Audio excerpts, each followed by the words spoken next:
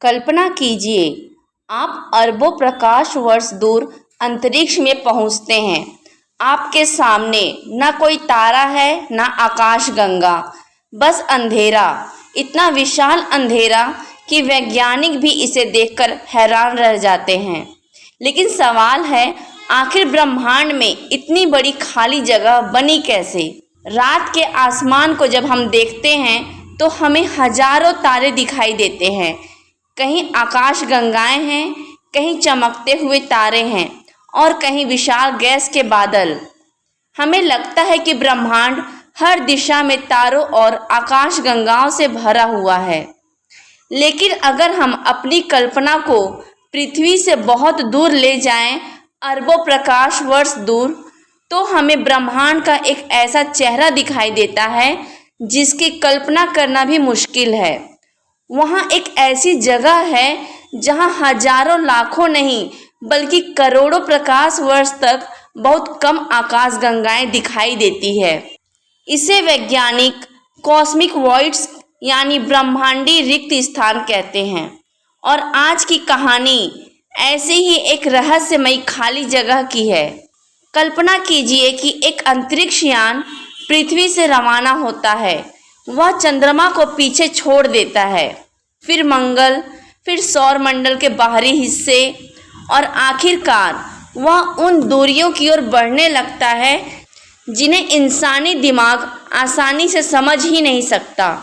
जैसे जैसे यान आगे बढ़ता है, तारों की संख्या कम होती जाती है। कुछ समय बाद आसपास की आकाशगंगाएं भी बहुत दूर दिखाई देने लगती हैं और फिर एक समय ऐसा आता है जब यान के सामने लगभग कुछ भी नहीं होता। ना कोई चमकता हुआ तारा, ना कोई विशाल आकाशगंगा, ना कोई खूबसूरत नेब्यूला, सिर्फ अंधेरा। लेकिन यह अंधेरा किसी कमरे का अंधेरा नहीं है। यह ऐसी विशाल दूरी है जिसमें पदार्थ की मात्रा आसपास के ब्रह्मांड की तुलना में बेहद कम हो सकती है। यही है कॉस्मिक वॉइड। अब सवाल उठता है, ब्रह्मांड में ऐसी खाली जगह बनी कैसे? इसका जवाब हमें ब्रह्मांड के जन्म के समय तक ले जाता है। लगभग 13.8 अरब वर्ष पहले ब्रह्मांड बेहद गर्म और घना था। समय के साथ ब्रह्मांड फैलने लगा। पदार्थ हर जगह बिल्कुल समान मात्रा में नहीं फैला था। कुछ जगहों पर पदार्थ थोड़ा ज़्यादा था और कुछ जगहों पर थोड़ा कम। जहाँ पदार्थ ज़्यादा था वहाँ ग्रेविटी ने धीरे धीरे और पदार्थ को अपनी ओर खींचना शुरू किया। करोड़ों और अरबों वर्षों में यही पदार्थ मिलकर आकाशगंगाओं, गैलेक्सी, क्लस्टर्स और विशाल कॉस्मिक स्ट्रक्चर्स में बदल गया। लेकिन जिन क्षेत्रों में पदार्थ कम था वहाँ ग्रेविटी के पास खींचने के लिए कम पदार्थ था। नतीजा, वे क्षेत्र और ज़्यादा खाली होते चले गए। इस तरह ब्रह्मांड में विशाल वॉइड्स बनने लगे। इसे समझने का एक आसान तरीका है। कल्पना कीजिए कि आपके पास एक बहुत बड़ा जाल है। जहाँ जाल की रस्सियाँ एक दूसरे से जुड़ती है, वहाँ छोटे छोटे मोती जमा हो सकते हैं और उनके बीच बड़े बड़े खाली हिस्से रह जाते हैं। ब्रह्मांड भी कुछ ऐसा ही दिखाई देता है। वैज्ञानिक इसे कॉस्मिक वेब कहते हैं। इस कॉस्मिक वेब में आकाशगंगाएं विशाल फिलामेंट्स के साथ जमा होती हैं। जहाँ ये स्ट्रक्चर्स मिलते हैं वहाँ गैलेक्सी क्लस्टर्स बन सकते हैं और इनके बीच रह जाते हैं विशाल वॉइड्स। यानी ब्रह्मांड पूरी तरह बेतरतीब नहीं है, उसमें एक विशाल कॉस्मिक पैटर्न दिखाई देता है। अब कल्पना कीजिए कि आप उस वॉइड के बीच खड़े हैं। आप चारों तरफ देखते हैं। आपको शायद लगे कि वहाँ बिल्कुल कुछ भी नहीं है, लेकिन वास्तव में ऐसा नहीं है। वॉइड पूरी तरह खाली नहीं होते। उनमें कुछ पदार्थ मौजूद हो सकता है, कुछ गैस हो सकती है, बहुत कम संख्या में आकाशगंगाएं भी हो सकती हैं, लेकिन आसपास के क्षेत्रों की तुलना में उनका घनत्व बेहद कम होता है। यानी वॉइड का मतलब बिल्कुल शून्य नहीं है। यह एक ऐसा क्षेत्र है जहां पदार्थ बहुत कम मात्रा में मौजूद है।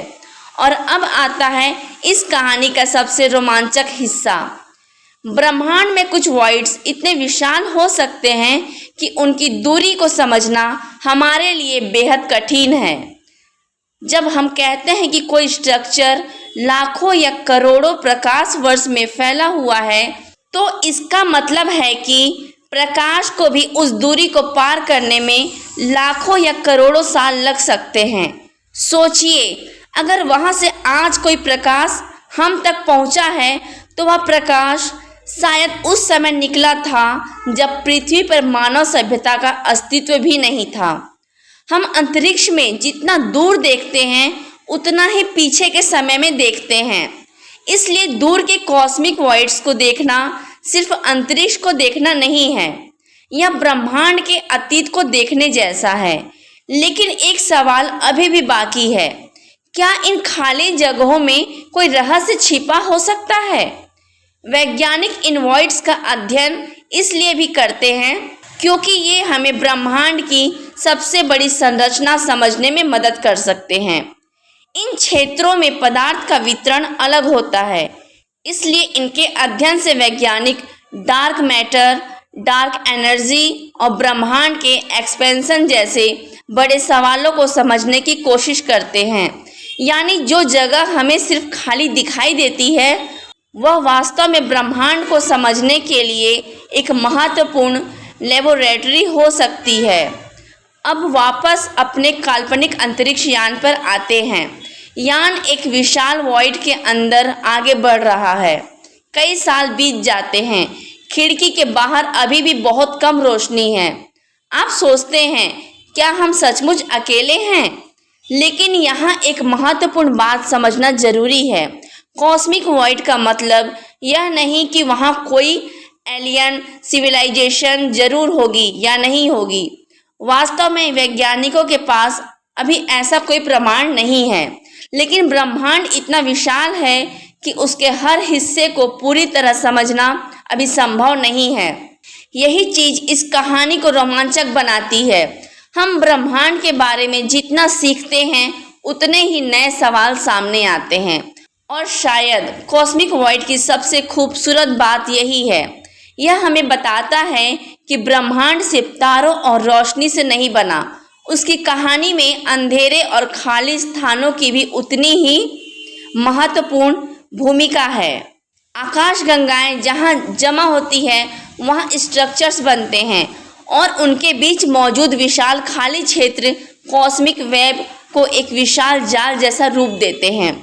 अगर आप पूरे ब्रह्मांड को बहुत बड़े पैमाने पर देख सकें, तो शायद वह किसी विशाल शहर जैसा लगे। आकाशगंगाएं उसके चमकते हुए शहर होंगी और कॉस्मिक वॉइड्स इनके बीच फैले विशाल सुनसान क्षेत्र। तो अगली बार जब आप रात में आसमान की ओर देखें और आपको तारों से भरा हुआ आकाश दिखाई दे, तो याद रखिए, उन चमकते तारों के बीच सिर्फ खाली काला आसमान नहीं है। वहाँ अरबों प्रकाश वर्ष की दूरी पर ऐसी विशाल कॉस्मिक स्ट्रक्चर्स मौजूद हैं जिन्हें इंसानी दिमाग पूरी तरह समझना अभी भी सीख रहा है। और उनके बीच एक ऐसी विशाल रिक्त जगह भी है जहाँ पदार्थ की मात्रा बेहद कम है।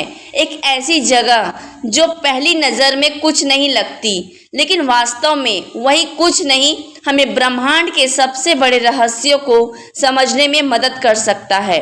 क्योंकि कभी कभी ब्रह्मांड को समझने के लिए हमें यह नहीं देखना होता कि वहाँ क्या मौजूद है, बल्कि यह देखना होता है कि वहाँ क्या मौजूद नहीं है। और शायद ब्रह्मांड का सबसे बड़ा रहस्य किसी चमकते हुए तारे में नहीं, बल्कि उसके बीच मौजूद उस विशाल अंधेरे में छिपा हो सकता है।